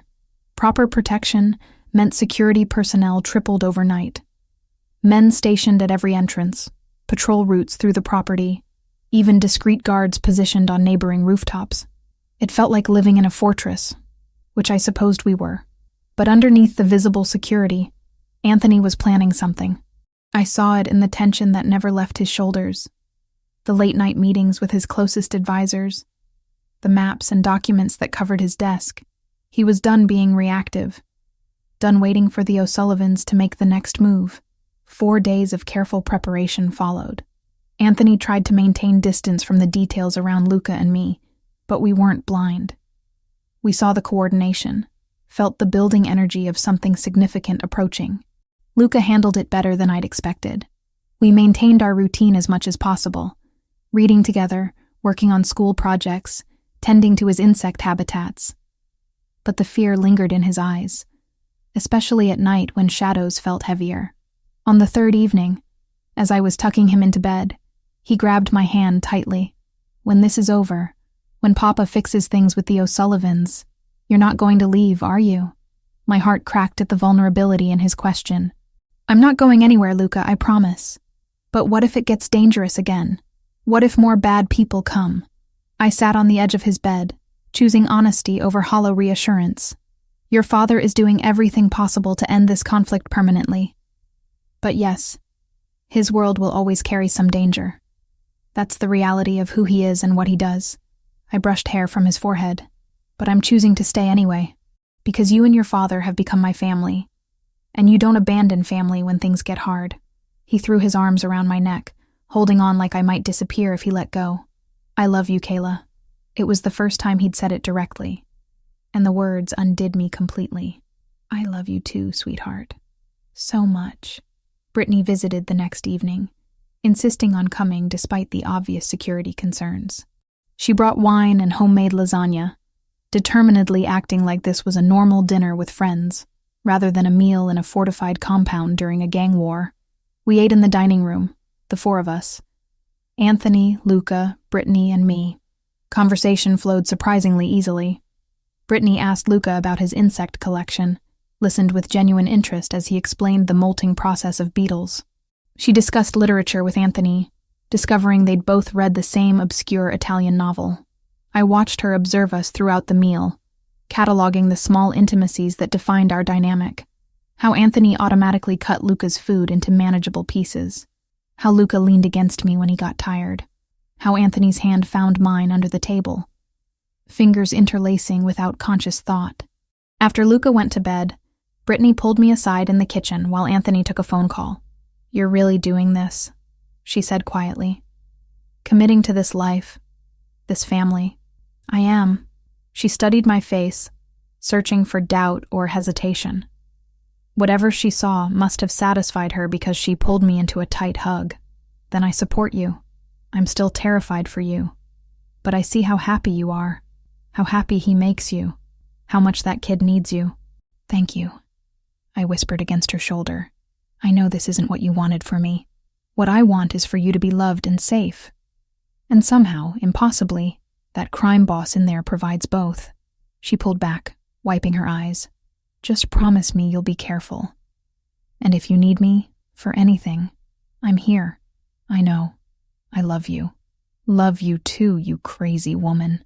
Anthony left for the confrontation on a Thursday morning. He'd explained the plan the night before. A meeting in neutral territory, mediated by the Rinaldi family who maintained friendly relations with multiple organizations. A chance to negotiate resolution without further bloodshed. "The O'Sullivans are bleeding resources from our conflict," Anthony had said. "They've lost men, money, and credibility. I'm offering them an arrangement that saves face while establishing clear boundaries. Division of the dock territories with shared access to certain facilities. They maintain their operations, we maintain ours. Everyone benefits from peace. And if they refuse, then things escalate in ways neither of us want. But they won't refuse. I'm making the offer attractive enough that rejection would seem weak to their own people." His confidence was absolute. "This ends today, one way or another." Before he left that morning, he found me in the garden. He wore a dark suit, his usual armor of power and control. But when he looked at me, something vulnerable showed through. "If something goes wrong," he started. "Nothing's going wrong," I interrupted firmly. "You're coming home. We're going to have dinner tonight, all three of us, and celebrate the end of this nightmare. Kayla, no. I'm not accepting any other possibility." I grabbed his jacket lapels, pulling him down to eye level. "You come home to us, Anthony Ferraro. That's an order." He smiled despite the tension. "Yes, ma'am." The kiss we shared tasted like coffee and determination. When he pulled away, his forehead rested against mine. "I love you," he said. "Whatever happens, know that. I love you too. Now go end this." The waiting was torture. Luca and I tried to distract ourselves with normal activities, but we both kept glancing at the clock, tracking hours. Marco provided updates every 30 minutes. They'd arrived at the neutral site. The meeting had begun. Negotiations were proceeding. 3 hours after Anthony left, Marco's message finally came. "It's done. They accepted terms. Boss is coming home." Relief nearly dropped me to my knees. Luca, reading my expression, flew into my arms. "He's okay? Papa's okay?" "He's fine. He's coming home." Anthony arrived 90 minutes later, and my relief transformed into alarm when I saw blood seeping through his white shirt, staining the shoulder of his suit jacket. "It's nothing," he said immediately when he saw my face. "Barely a graze. One of the O'Sullivan's men got aggressive during final negotiations. My people handled it. Sit down." My voice came out sharper than intended, old nursing training snapping into place. "Luca, get the first aid kit from the bathroom. The big one." I helped Anthony out of his jacket and shirt, revealing the wound on his shoulder. He was right that it wasn't critical. The bullet had carved a groove across the muscle without penetrating deeply, but it was bleeding steadily and needed treatment. My hands shook as I cleaned and dressed the wound, adrenaline and fear making fine motor control difficult. Anthony sat still, watching my face rather than what I was doing. "I'm sorry," he said quietly. "For getting shot or for scaring me?" "Both." "All of it. Everything I've put you through since that night in the alley." I pressed gauze firmly against the wound. perhaps harder than strictly necessary. You're an idiot for putting yourself in danger. A complete idiot for thinking a business meeting required you personally when you have dozens of people who could have handled negotiations. Kayla, but you're alive, and it's over, and that's what matters. Tears I hadn't allowed myself to shed started falling. Don't ever do that to me again. Don't make me sit here wondering if you're coming home. He pulled me against his chest with his good arm, and I felt his heart beating strong and steady beneath my ear. I'm here. I'm not going anywhere. We stayed like that until Luca appeared with the first aid kit. Together, we finished bandaging Anthony's shoulder, our hands working in tandem, the domesticity of the moment, patching up injuries in the quiet house, felt surreal after hours of terror. That night, after Luca was asleep, Anthony found me on the balcony off my room. The city spread before us, millions of lights hiding millions of stories. Somewhere out there, the O'Sullivan family was licking their wounds and accepting their new reality. Here, in this house, we were doing the same. It's really over? I asked. The territorial agreement is signed. They maintain their docks in Brooklyn. We keep Manhattan and Queens. Shared access to 3 neutral facilities.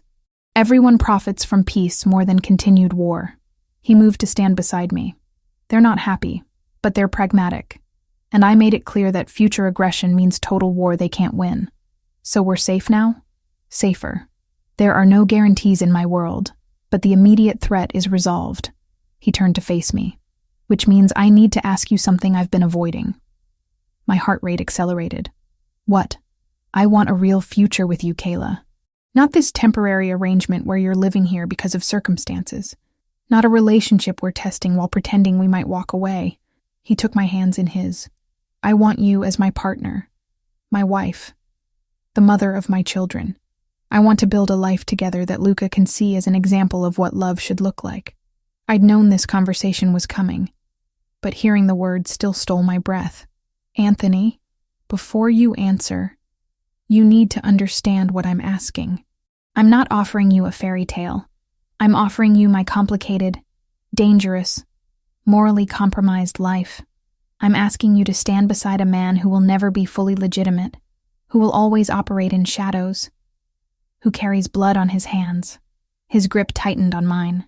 But I'm also promising to love you completely, to protect you fiercely, to build something real in the middle of all that darkness.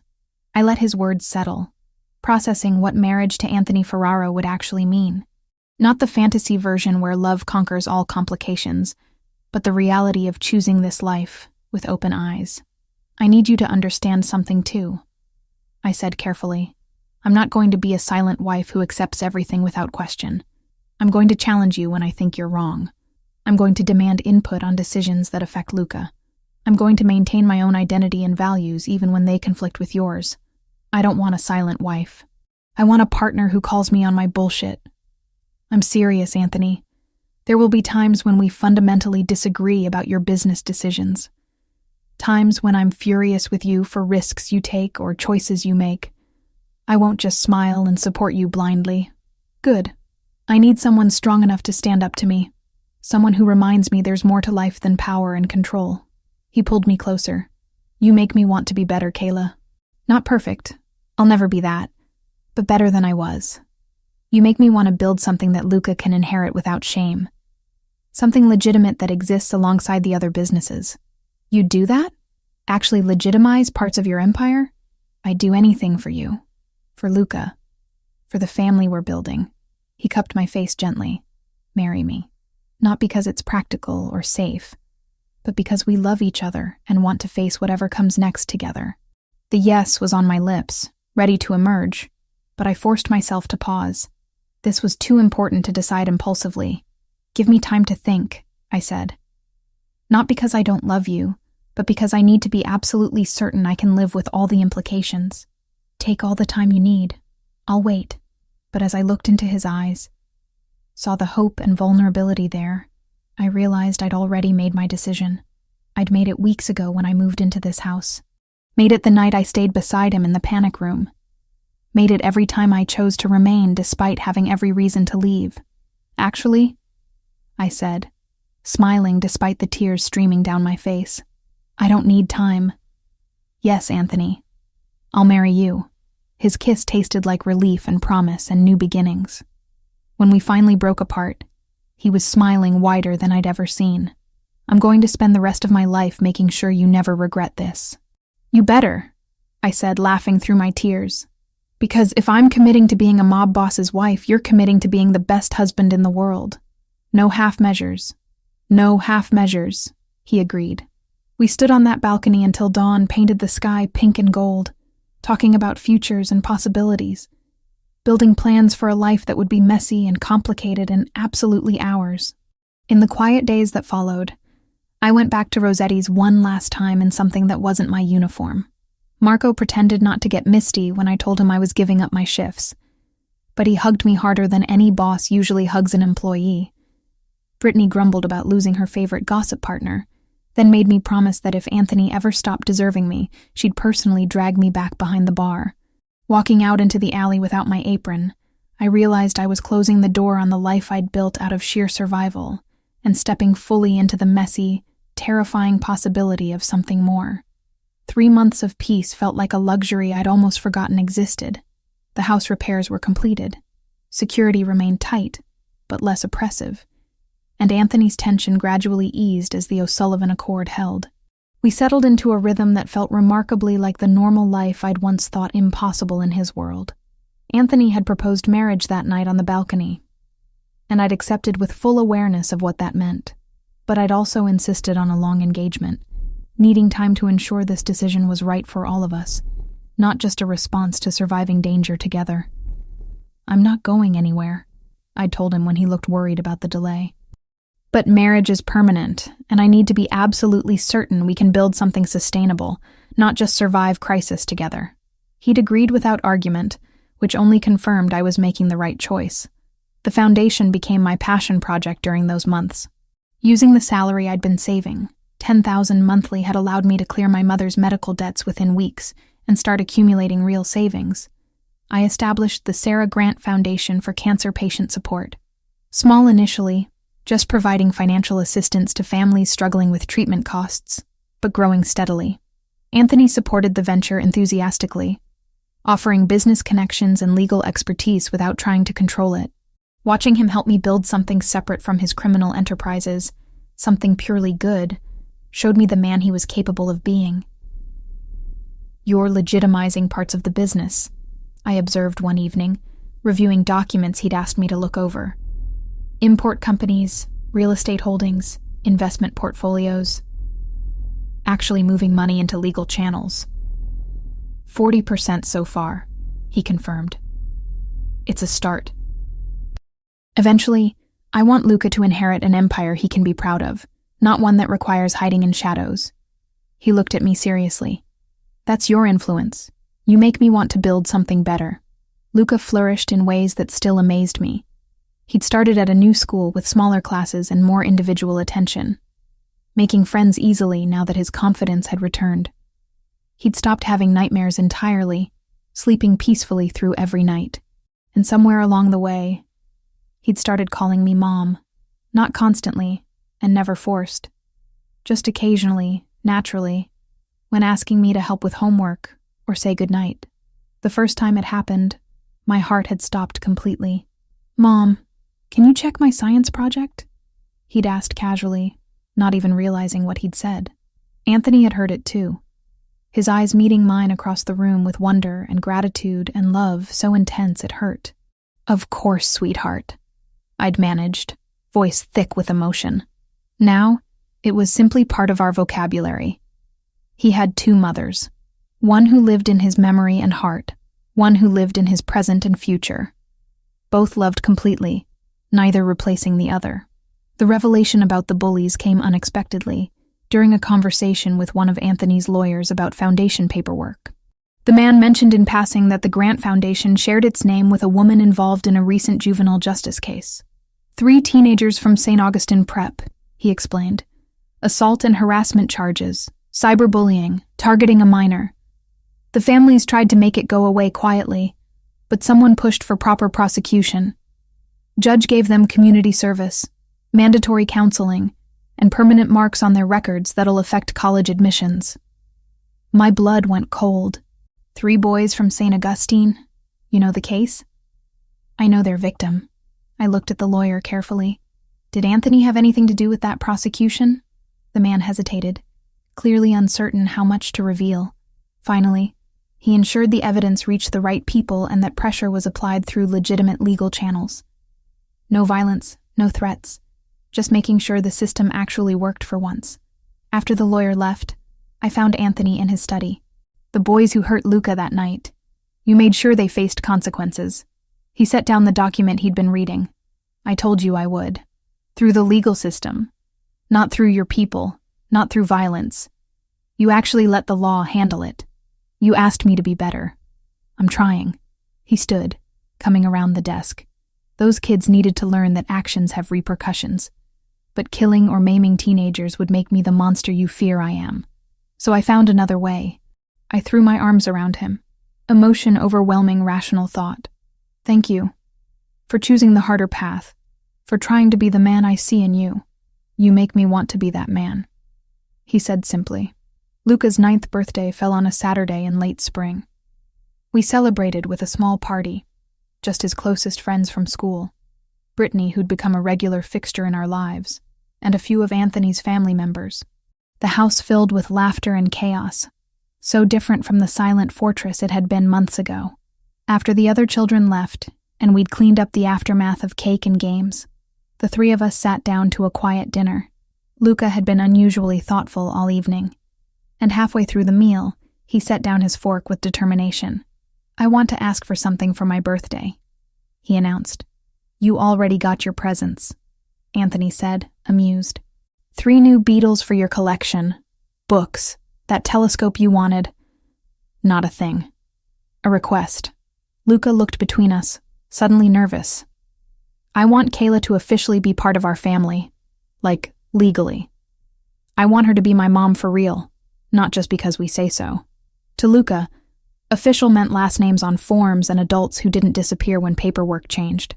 He wanted proof the world could see that I was staying. My throat tightened. Luca, I know you and Papa are engaged, and you'll get married eventually. But I want it to be now. I want us to be a real family now. Not someday. His eyes, so much like his father's, held surprising maturity. Please? Anthony produced a small velvet box from his jacket pocket, and I realized this had been planned. I was going to wait until after dinner, he said, opening it to reveal a stunning diamond ring. But our son makes a compelling argument. You 2 conspired, I managed, laughing through sudden tears. We discussed, Anthony corrected. Luca feels strongly that 9 years old is too long to wait for the mother he wants to officially claim. He slid out of his chair, kneeling beside me. Kayla Grant, will you marry me? Not someday, not eventually, but soon. Will you become Mrs. Ferraro and make this family official in every way that matters? I looked at Luca's hopeful face, at Anthony's vulnerable expression, at the life we'd built from impossible circumstances. I have one condition. Name it. Small ceremony. Just family and close friends. Nothing ostentatious or attention-grabbing. I want it to be about us, about this family. Not about showing off wealth or power. Done. Whatever you want. Then yes. Absolutely yes. Anthony slipped the ring onto my finger while Luca cheered, and we held each other tightly. 3 people who'd found family in the wreckage of loss and fear. Planning happened quickly. 6 weeks felt simultaneously rushed and perfect. Brittany became my maid of honor, throwing herself into preparations with enthusiasm tempered by her usual protective concern. You're really doing this, she said, during a dress fitting 2 weeks before the wedding. Marrying Anthony Ferraro, becoming part of his world permanently. I am. Are you okay with that? She adjusted the train of my simple cream-colored dress, considering. I'm terrified for you. But I'm also happy, because I've watched you bloom over these months. You're not just surviving anymore, Kayla. You're actually living. She met my eyes in the mirror. That's worth the risk, I think. Thank you for supporting this even when you're scared. Always. That's what family does. The wedding took place in the garden on a perfect June afternoon. Anthony had wanted to invite his entire organization, but I'd held firm. Only the people who truly mattered.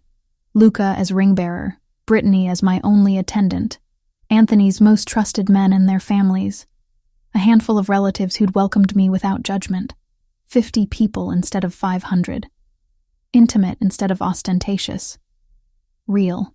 I wore the cream dress we'd found together, simple and elegant without being extravagant. Anthony looked devastating in a dark suit, his eyes never leaving me as I walked toward him through the garden we'd shared so many important conversations in. Luca stood beside his father, holding our rings with solemn importance, beaming so brightly he could have lit the entire city.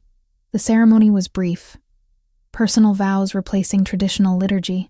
When my turn came, I spoke from the heart. Anthony, I promise to always challenge you when I think you're wrong, to be a partner rather than a follower. I promise to protect Luca above everything else, to help him grow into the kind of man who makes the world better.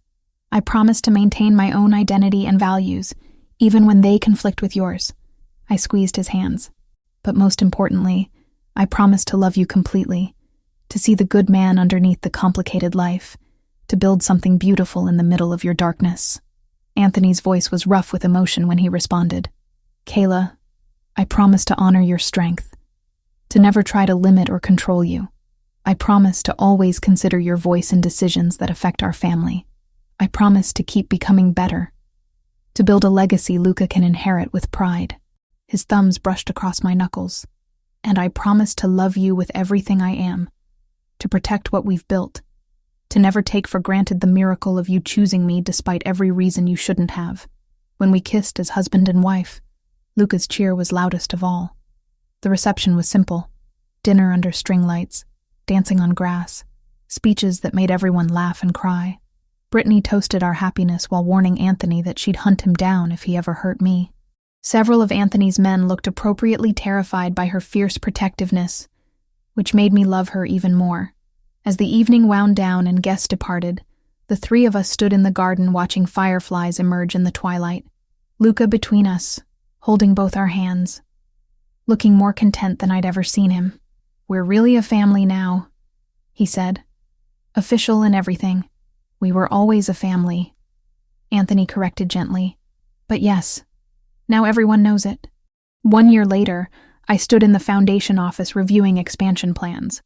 The Sarah Grant Foundation had grown beyond anything I'd imagined, now helping 50 families monthly with medical costs, providing counseling services, offering support groups for children who'd lost parents to cancer.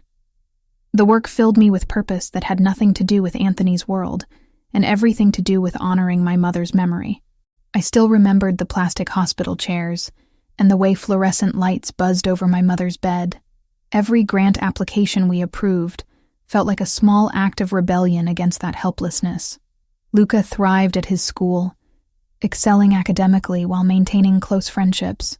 He'd started an environmental club focused on insect conservation, giving presentations with confidence that would have been unthinkable 2 years ago. He was happy, healthy, whole. Anthony had legitimized 40% of his business operations, a number that grew steadily as he found ways to move resources into legal channels. He'd never be completely legitimate. Some aspects of his empire couldn't transition without collapsing the entire structure, but he was trying, building something Luca could inherit without shame. Our life wasn't perfect. Anthony still made decisions I disagreed with, still operated in moral gray areas that made me uncomfortable. We fought sometimes, passionately and loudly, about boundaries and choices and values.